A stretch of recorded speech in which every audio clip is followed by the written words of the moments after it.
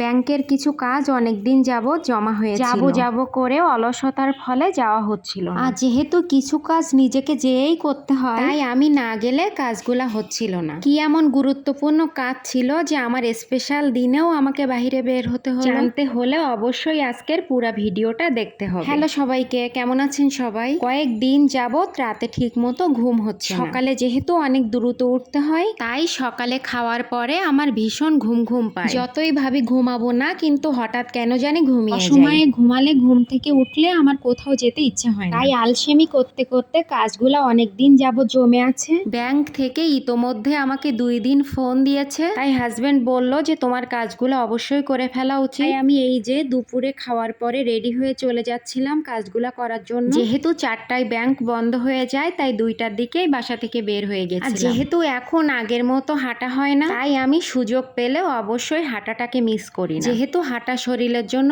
ভালো এবং ব্যাংকটা আমার বাসা থেকে খুব বেশি দূরে না, আমি বোনকে সাথে করে নিয়ে হেঁটে হেঁটেই চলে যাচ্ছি। আর এই যে আমি ব্যাংকের কাছাকাছি পৌঁছে গিয়েছি।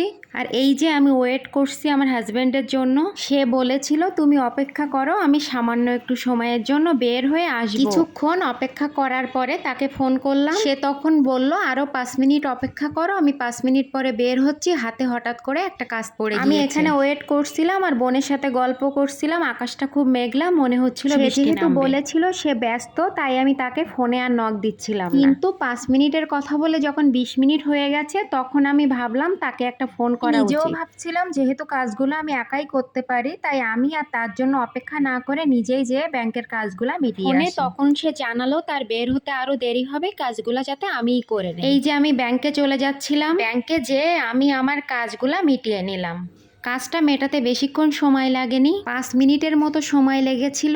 এর ভিতরে সে আমাকে ফোন করে বলল তার কাজ শেষ হতে আর একটু দেরি হবে, আমি যাতে ব্যাংকেই ওয়েট করি। আমি নিজেও ভাবলাম সে যেহেতু ব্যস্ত আছে, তাহলে আমি এখানেই অপেক্ষা করি। যদিও চাইলে আমি তার অফিসে গিয়ে অপেক্ষা করতে পারতাম, কিন্তু আমার কাছে এই অপশনটাই বেটার মনে হলো। আর বাহিরে দাঁড়িয়ে অপেক্ষা করার তো প্রশ্নই আসে না, কারণ ব্যাংকে ঢোকার আগে তার জন্য বাহিরে অপেক্ষা করেই বুঝেছি বাহিরে কত গরম। এখানে বসে বসে বোনের সাথে কিছু ভিডিও করে নিচ্ছি। কারোর জন্য অপেক্ষা করলে সময়টা মনে হয় কাটতেই চায় না। 15 মিনিট সময়কে আমার মনে হচ্ছিল 1 ঘন্টা যাবত অপেক্ষা করছি। যাই হোক, এর ভিতরে তার কাজও শেষ হয়ে গিয়েছিল। সে আমাকে ফোন করে বলল যে এবার তুমি চলে আসো, আমার কাজ শেষ হয়ে গিয়েছে। আমি আর বোন নিচে নেমে চলে যাচ্ছিলাম তার অফিসের কাছে। যদিও বা যে কাজের জন্য গিয়েছিলাম সে কাজ মেটেনি, আবার তার অফিসে ফিরে যাওয়ারও একটা তাড়া ছিল, তাই আমি তার থেকে আর বেশি সময়ও নিলাম না। সে বলেছিল তার সাথে হালকা একটু নাস্তা করে বাসায় ফিরতে, কিন্তু আমরা তার সাথে নাস্তা না করেই চলে এসেছিলাম কারণ আমরা চটপটি খাবো এবং সেটা আমাদের বাসায়। এই যে আমরা চটপটির জন্য অপেক্ষা করি আর ভিডিও করছিলাম আর বলছিলাম দেখ নিজেদের কি ক্লান্ত লাগছে। যদিও বা চটপটিটা আমার অতটা পছন্দ না, বোনের পছন্দ, তাই চটপটিটাই নেওয়া হয়েছিল। এই যে চটপটিটা এসে গেছে আর এখানকার ফুচকা চটপটি ভীষণ